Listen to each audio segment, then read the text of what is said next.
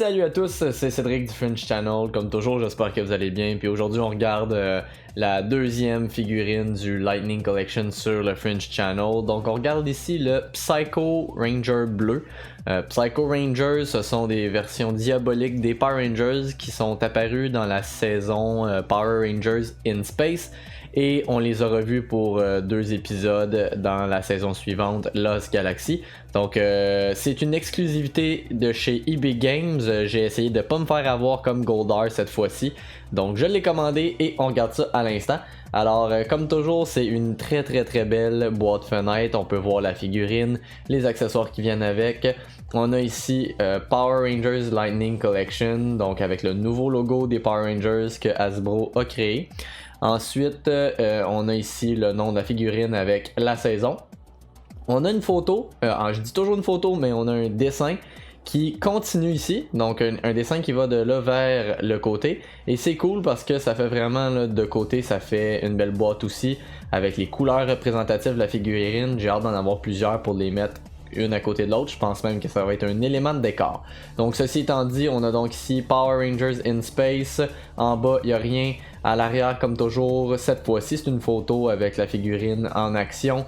Le logo d'Hasbro ici en haut à droite. Et de l'autre côté, on a encore un dessin de la figurine. Donc, sans plus tarder, je vais ouvrir la boîte. Mais juste avant, n'oubliez pas de me laisser un petit like. C'est super apprécié et ça l'aide pour les algorithmes YouTube. Donc, on y va!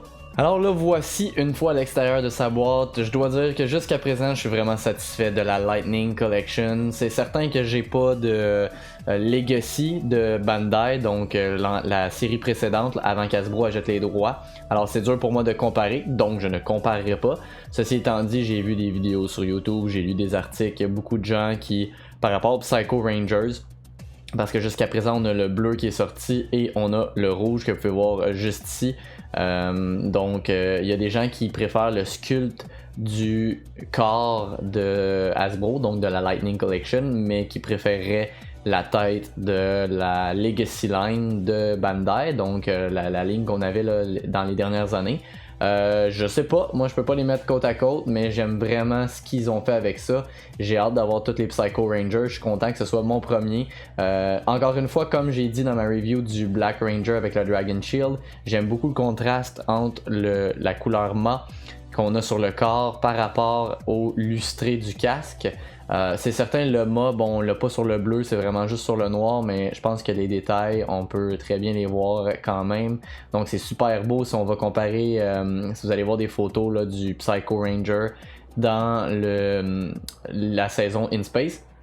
Vous allez voir que c'est assez fidèle là, au costume, donc vraiment très cool. Alors on peut voir ici, je pense que pour tous les Psycho, le casque est noir au centre avec les couleurs et les détails propres à celui-ci. C'est comme ça qu'il vient dans la boîte, donc il vient avec une main ouverte dans laquelle on peut mettre son arme et il vient avec une main qui tire de l'énergie, donc c'est directement connecté au doigt, c'est pas un accessoire qu'on vient brancher, c'est fait d'un espèce de verre un peu translucide, mais c'est quand même très opaque, c'est pas super transparent. Donc c'est super intéressant, ils ont essayé de mettre beaucoup d'effets de pouvoir et d'action et d'énergie dans cette ligne de jouets là. Je l'apprécie de plus en plus. Au début, je trouvais que c'était une petite gimmick qui m'intéressait plus ou moins, pardon. Mais je pense que c'est très intéressant. Donc ici, on peut voir sur le côté, au niveau des poignets, alors les espèces de bandeaux blancs avec la couleur du Ranger. Au dos, vous pouvez voir, c'est une espèce d'armure. Les épaulettes et le torse, donc justement l'armure, c'est fait d'un caoutchouc souple, mais je pense qu'on pourrait l'enlever, sauf que si vous regardez en dessous, c'est vraiment juste noir, il n'y a pas vraiment de détails, alors encore une fois, aucun intérêt à l'enlever. J'ai regardé la figurine au complet, il n'y a pas de débordement de peinture, alors c'est très bien fait. Et jusqu'à la ceinture qui est très bien faite, là, qui est une bonne copie de ce qu'on voyait dans l'émission. Donc on voit ici, au niveau des bottes, c'est pas mal le même principe que ce qu'on peut retrouver sur les gants. Alors un beau contraste entre le blanc, le bleu et le noir. Pas beaucoup de détails sur les bottes, plus qu'il faut. Donc dans l'ensemble, une très belle figurine. Les jouets de la Lightning Collection ont 20 points d'articulation et ont un sculpt un peu plus près de la réalité que ce qu'on avait dans la Legacy Line de Bandai. Donc un peu moins musclé à la super-héros, un peu plus proche de ce qu'on voit dans les émissions. Donc c'est ce que moi j'apprécie personnellement. 20 points d'articulation, on peut donc tourner la tête complètement. On peut la monter jusqu'ici. On peut la baisser de beaucoup. Par contre, si vous voulez la baisser lorsque la tête est tournée, on est un petit peu limité par le collet blanc ici. Donc on a des bons mouvements ici. Au niveau des bras, on peut les monter assez haut. On peut les descendre. On a bien sûr la rotation au niveau du biceps. On a le double joint au niveau du coude. Et on a la main qui fait une rotation complète. On a le ab crunch comme on dit. Donc on peut la baisser là, quand même de beaucoup. Même chose si on veut l'amener de l'autre côté, donc éventuellement je voudrais me procurer un petit support pour faire des petites pauses, mais vous voyez quand même que ça peut être très cool, on peut faire des scènes d'explosion, des sauts, bref, beaucoup d'articulations à ce niveau-là. On a bien sûr la rotation complète, alors très satisfait pour les articulations. Au niveau des jambes, on peut les monter jusqu'ici, encore une fois on est un peu restreint, là, donc c'est pas complètement la split à 180 degrés, mais ça nous donne une idée. On a bien sûr le double joint au niveau de la jambe et on a la cheville et le pied qui fait une rotation complète qui peut descendre jusque là ou monter jusque là. Donc vraiment les possibilités de pose sont assez grandes pour ceux qui aiment mettre leurs figurines dans des décors et des setups là, assez cool. Au niveau des accessoires, il nous vient avec sa hache de guerre qui est super belle. Encore une fois, la peinture sur le mien, en tout cas, très bien appliquée. On a un manche noir avec un pommeau en argent et la tête de l'arme en argent également, avec une espèce de tracé bleu, donc exactement comme on voit dans l'émission. Très beau. La tête, justement, elle est assez rigide. Un peu de souplesse au niveau du manche, mais pas beaucoup, donc je ferai attention avec cette arme-là.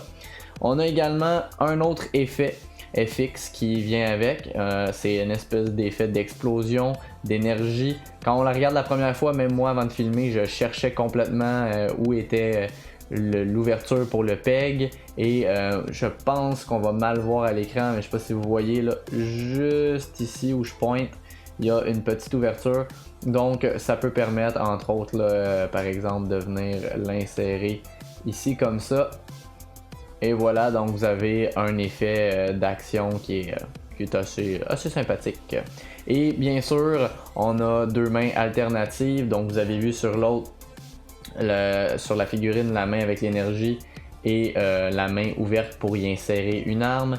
On a un poing fermé, donc pour faire des poses différentes.